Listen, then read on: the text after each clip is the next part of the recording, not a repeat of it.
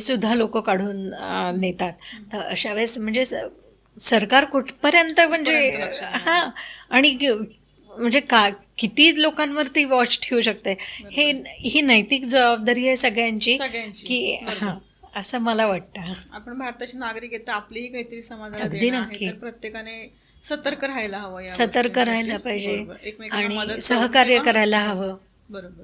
सामाजिक कार्य केल्यानंतर लोक लगेच प्रसिद्धी किंवा मान्यता देतात, ही गोष्ट खरी आहे?